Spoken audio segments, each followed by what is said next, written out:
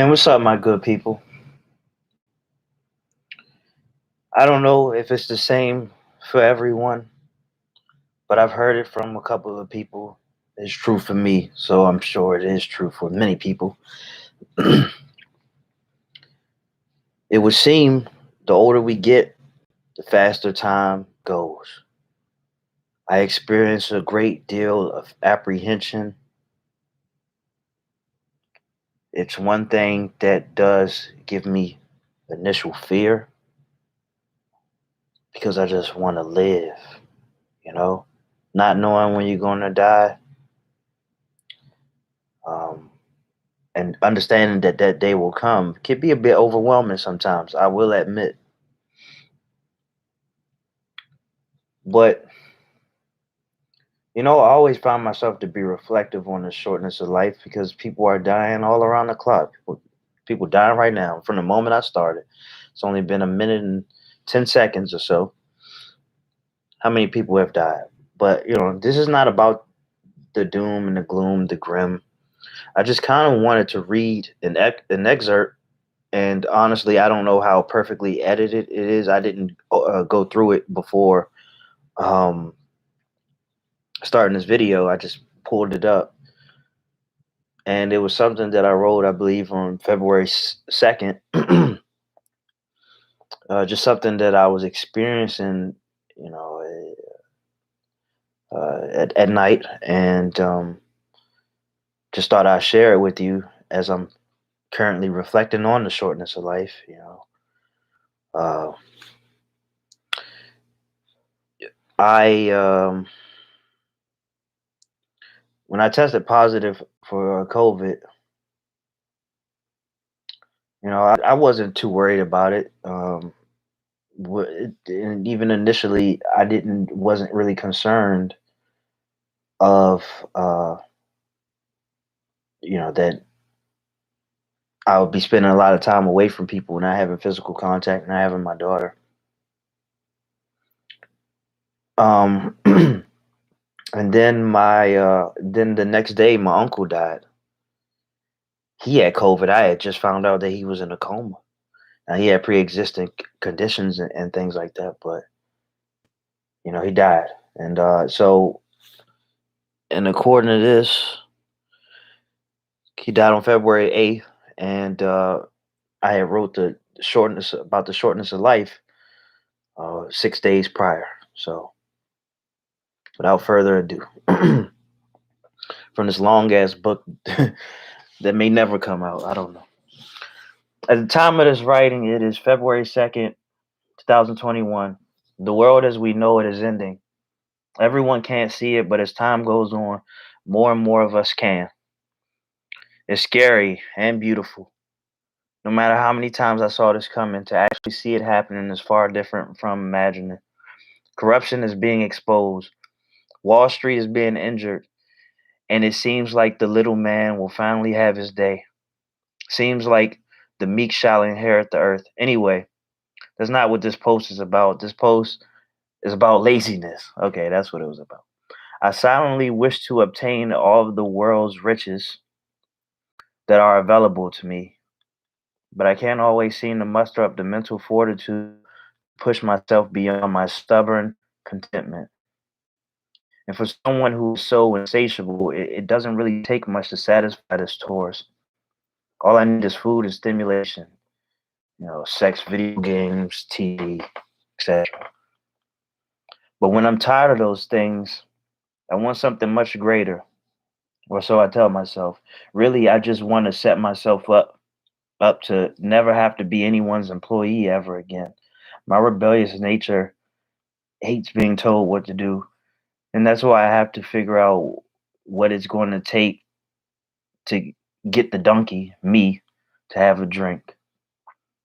And as I'm looking at my daughter sleeping peacefully, I'm internalizing that I have a fine opportunity to give her a life, unlike anything I had. My childhood wasn't the worst, but I definitely see some differences I could make as a parent. For one, I want to teach my daughter the value of a dollar. I want to teach her to be able to hold on to what she earns, as well as teach her how to earn. I can't leave anything up to chance with her because of that. I really need to be clicking on all cylinders here. She's almost 3 years old, young enough to convince me that I have time, but I'm no fool. After all, I'm speaking on the shortness of life. At best, life is short. At worst, it's shorter. No matter how short, though, it's the quality of life that matters the most. And when I'm reflective, I usually have conversations within myself about how I'm letting life slip away from me. And when I say life, I'm referring to all of the manifestations I'm missing out on because I'm not working hard enough, or simply just not working enough. And I know a lot of us have been programmed to believe that we can't feel satisfied unless we're productive, but productivity actually does satisfy me. It really depends on the type of productivity. Who am I being productive for?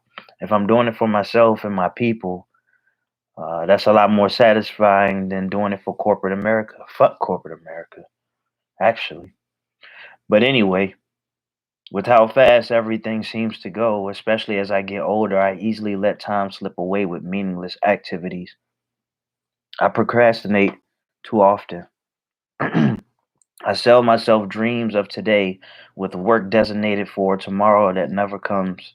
Does that sound familiar to you?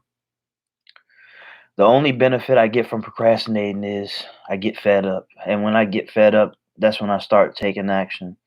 Sort of like now. And I read that book, The Compound Effect. I think it's perfect for the jack of all trades kind of person. Basically, the book is about the outcome of consistently putting in effort over time. 30 minutes a day for any activity can take you a long way over the course of a year. And with how lazy I can be, I've taken full advantage of that at times.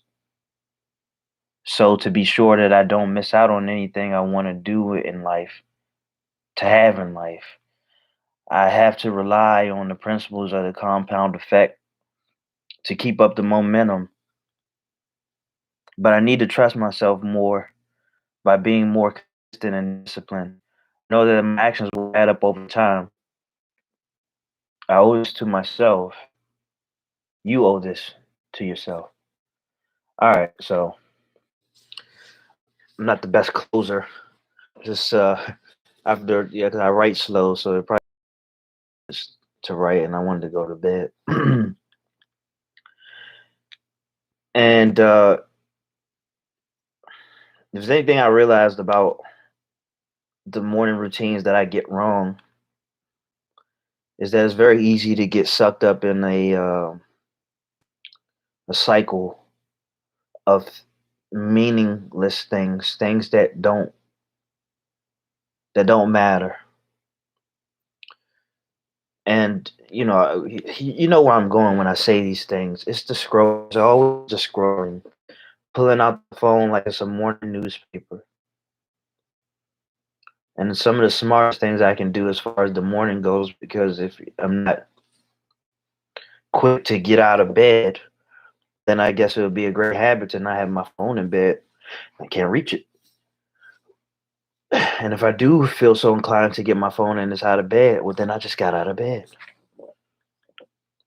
So when I'm at my best, the phone's not in the bed, and there seems to be a correlation between having the phone in the bed and having nightmares for me. But anyway, I, my phone's not in the bed when I'm at my best, and I have my Kindle charged, so that's better.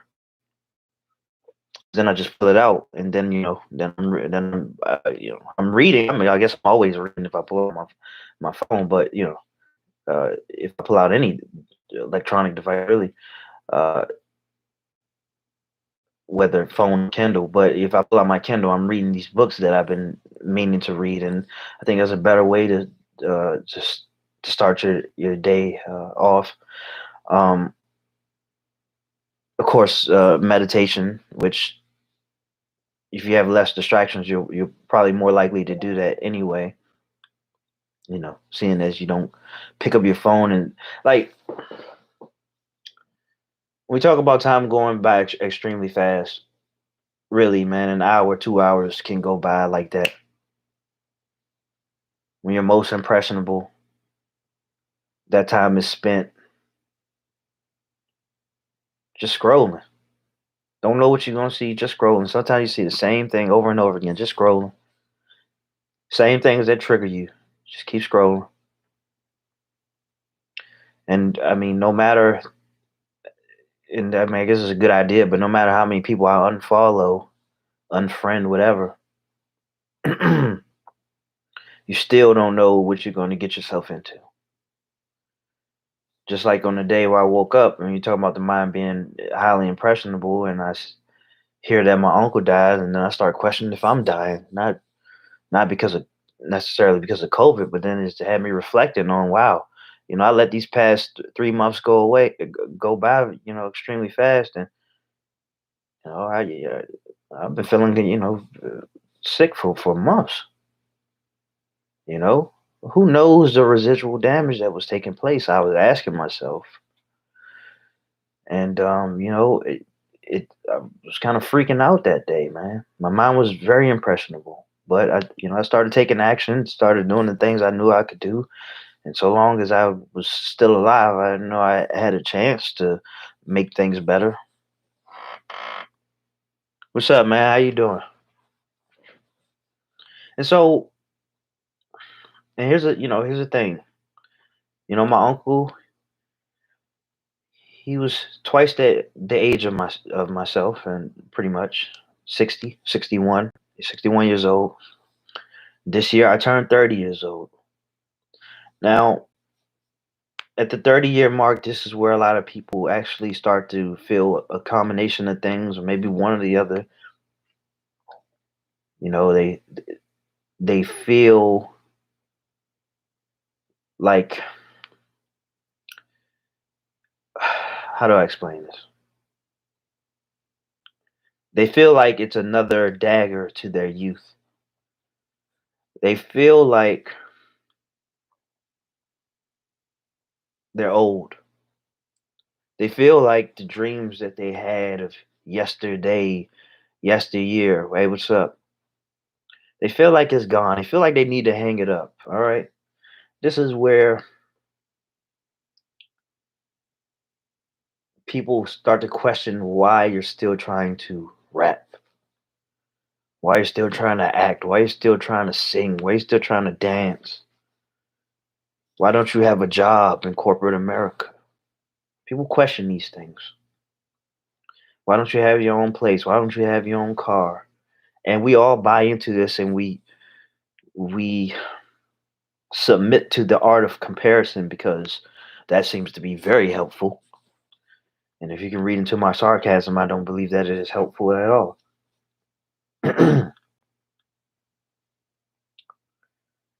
And where I think there is some merit to looking at some of your life and saying, well, I think it's time for laser focus, and I think it's time for a lot of the games to stop. Well, I don't think dreaming is much of a game. And I think dreaming is something that you should do for the rest of your life. Otherwise, I mean, you could be 25 years old, not having much to dream for, not having much to live for, not having much to look forward to. And I mean, and you ask me, I think you're as good as dead then, really. So the game that I play is how to keep that kid alive, the kid that I kind of always been. You know, over time, I had to learn how to protect that kid, but I'm kind of proud. Getting a little choked up. I'm kind of proud that the kid I always was, that I've always been, is just to me very much still alive, still pronounced, because I've always been kind of fragile to a point of to innocence. And I mean, I'm not as innocent as I once was, but I've always been just kind of fragile where I wouldn't want to bother anybody, but that doesn't get you too far. Just not trying to bother anybody because it turns out that people will bother you, and it turns out that people will try to strip you of who you are, what you may mean to yourself and other people. People get in your head. People will try to tear you apart to show this softness, this fragility.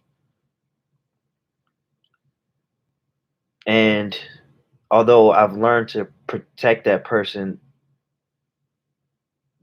stayed alive long enough to remind me to dream and to never give up on such things that just give you that spark. And I really don't know what it's like, and it's not for lack of trying, but I just don't know what it's like to just stop dreaming altogether.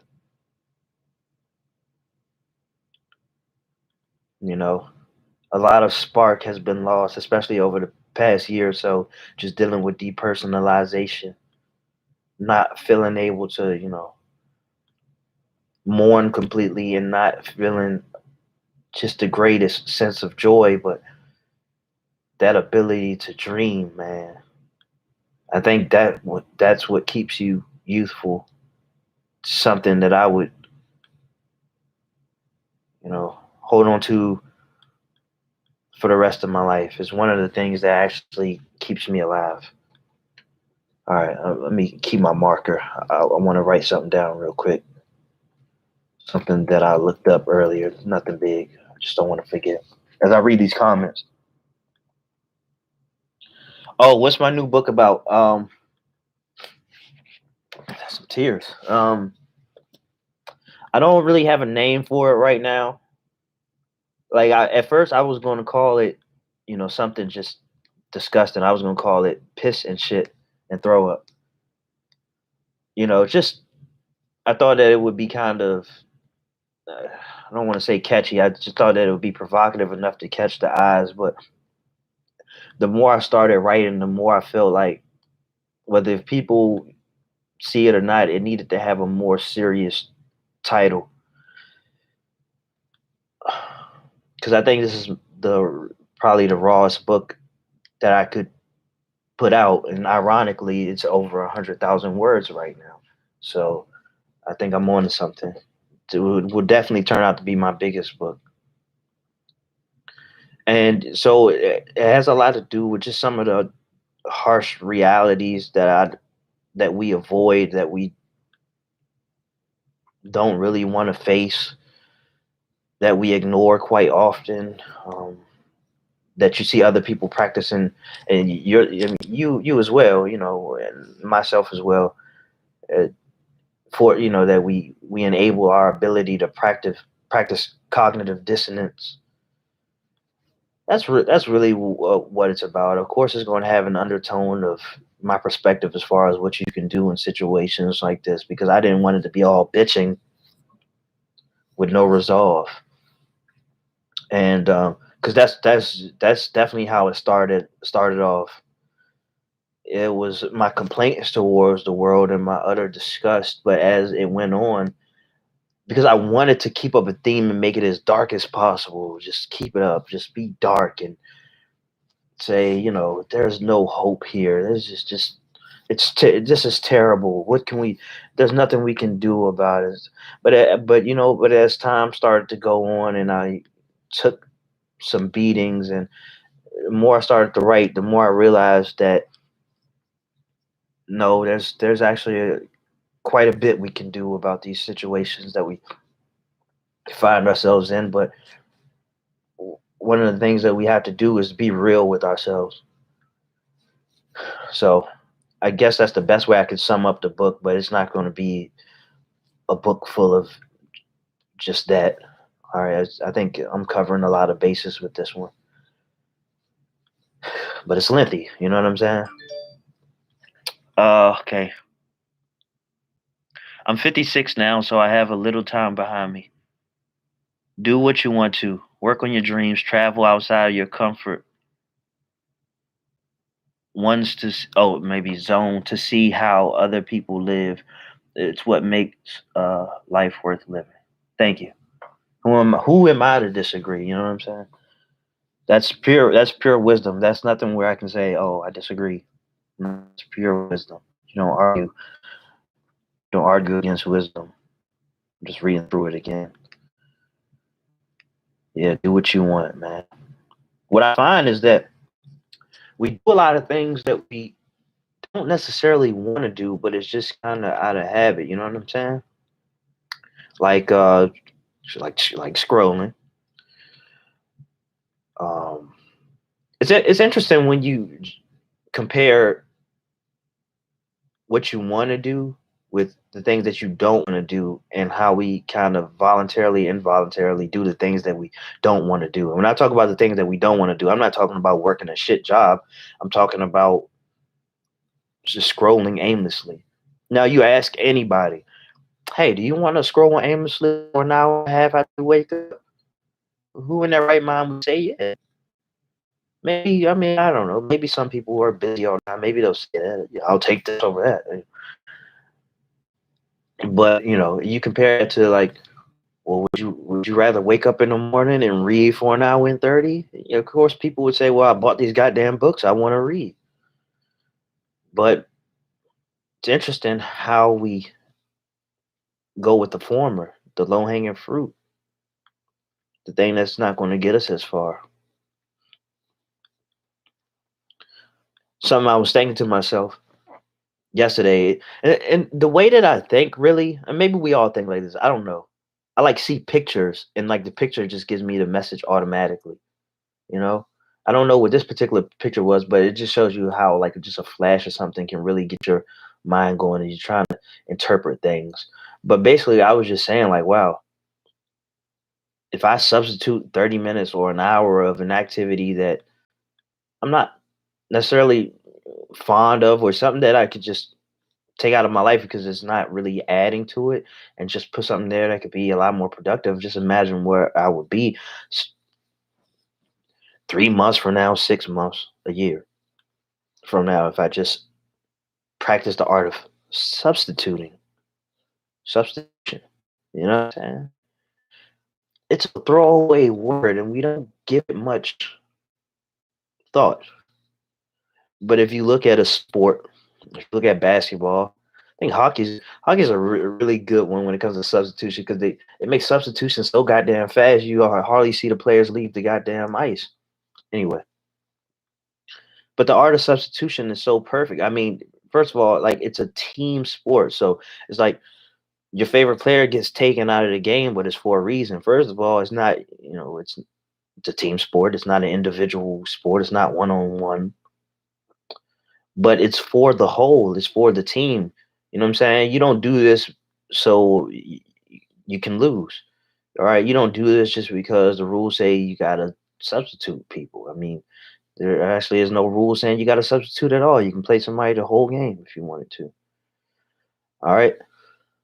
But this is because, for many reasons. I mean, if we're talking for the exact sport, it's because players get burned out. Players need a rest.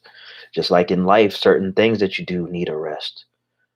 Or, certain skill sets have to be implemented based on what player comes into the game.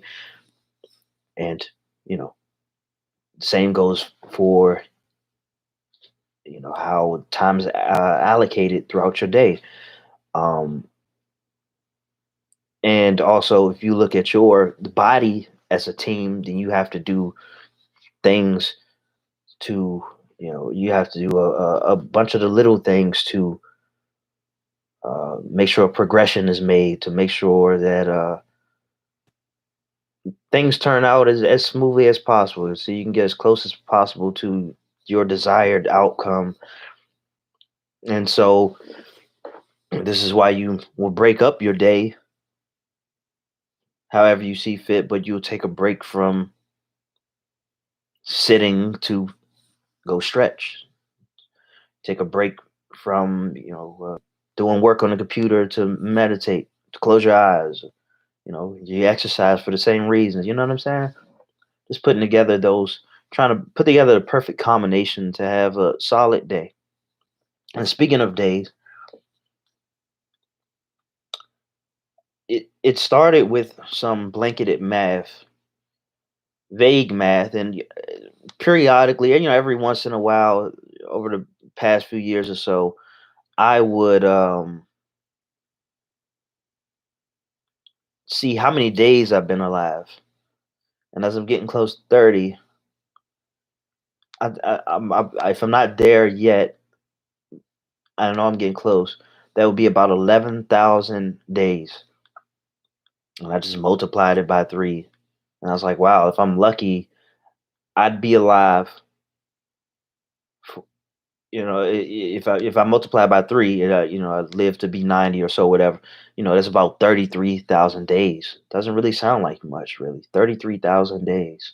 Some may say it's a lot, but when we talk about the shortness of life, at best it is short. And I mean, I guess if you like being alive and not dying, you would hope that you could at least make it to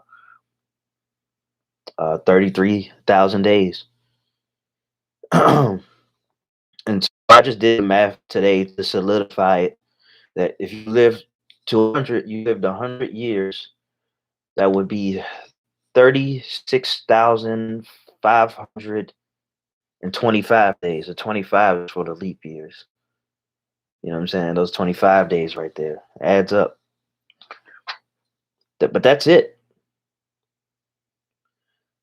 Actually, when it, when I did the math, the whole 11,000 days, and I really feel like at one point I had a quarter life crisis when I was a little bit younger. And briefly, when I did this math, 11,000 days, I had a third life crisis. You know what I'm saying? Like a third of my life has been spent. If I'm lucky, this has just been a third of my life. You know what I'm saying? I could be at the halfway mark. Just being real. I could be at the 90% mark. Just being real. And so lately, I've been kind of. I don't know if you're like this, but you go to research something, like you type something into Google, YouTube, whatever, and you pull something up, but you don't go looking at it. You know what I'm saying? You know what I mean? Like, uh, so I've been finding myself typing in "afraid of getting older," but not reading up on it for some reason. I just been bringing it up, and I probably still got the tab open, so maybe I'll just see what some of the older people have to say. What I have heard is that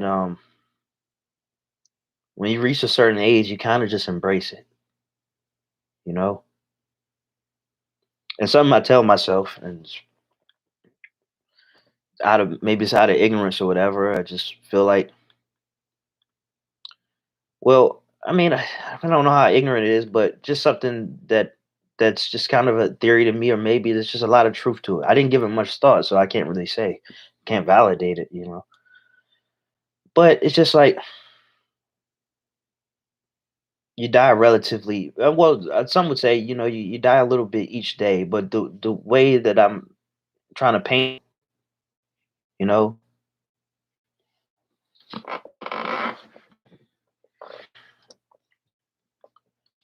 okay, all right, I'm about to get out. The connection's starting to mess up. But anyway, you just keep breathing until you just stop. It's just like that. So I tell myself it'll be quick. It'll be just like sleeping.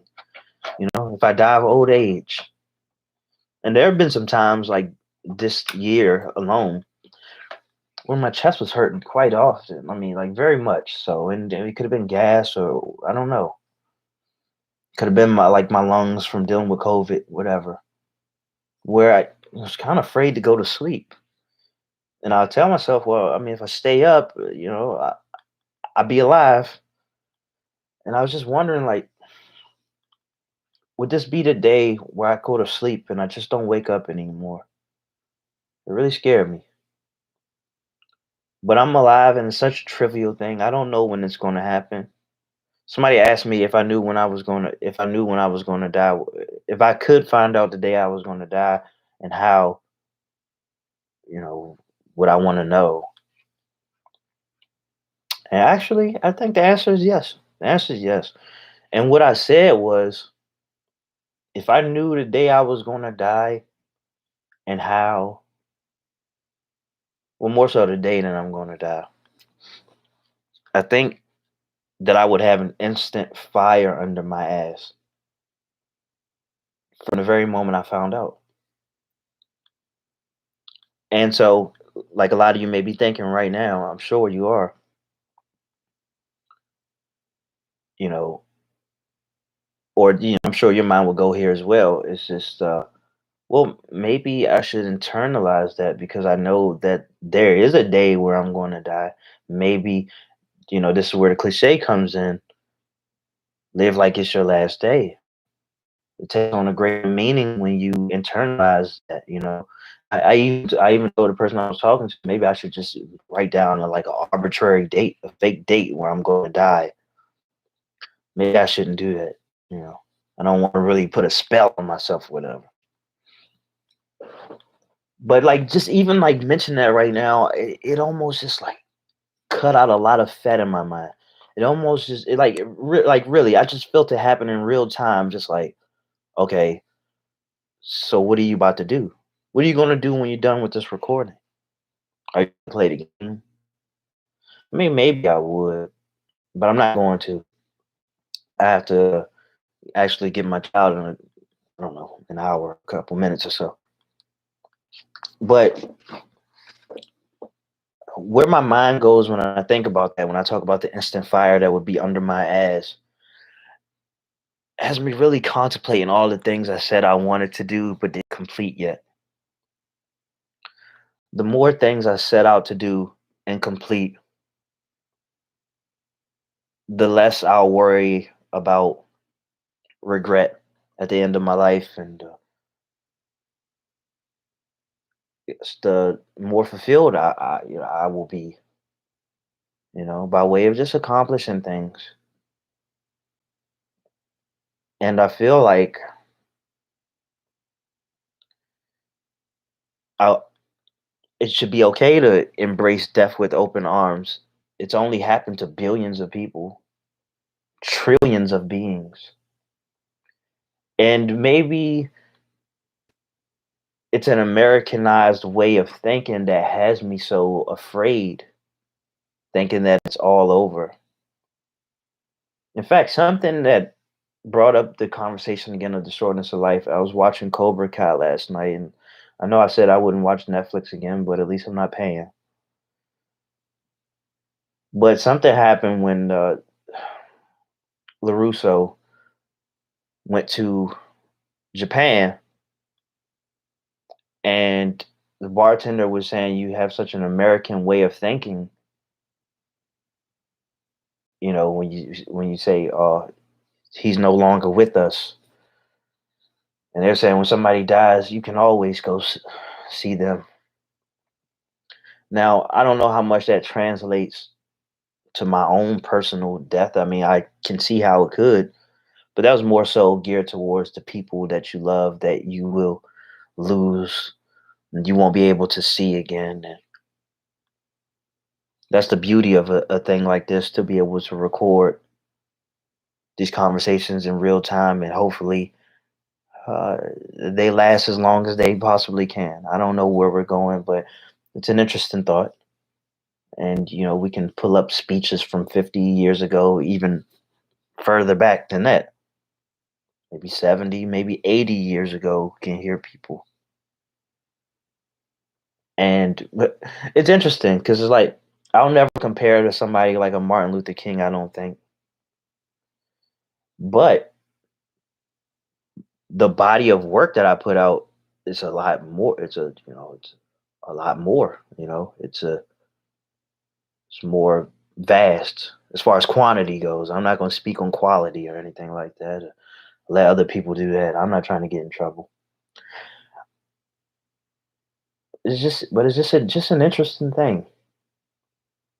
And I guess nobody's really keeping score. I'm not keeping score because I couldn't tell you. Maybe I'm wrong, but I put out a lot of work, and I think this is a very interesting thing.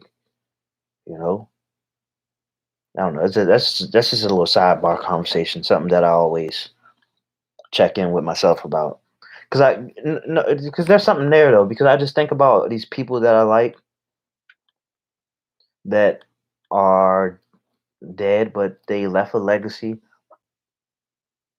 And I just think, like Charles Bukowski, for example, and I'm like, man, it sure would be nice to have a new Charles Bukowski book, or to hear what he would have to say about a time like this. It really would be nice. Um, and so I was just like, man, I'm going to flood. I'm going to flood people. And so the interesting thing about, like, if I were to die today or something like that, and hopefully some people in my life will get the bright idea, but man, I got tons. I mean, hours worth of material that, if you miss me, if you miss my voice or something like that, here I am. There you go. It's a beautiful thing. Okay, I gotta pick my daughter up, guys. I could speak on this forever, the shortness of life. I could take up the rest of my life speaking on the shortness of life. Just thank you all for tuning in. Hope you got something out of this, and I'll be back soon. Thank you.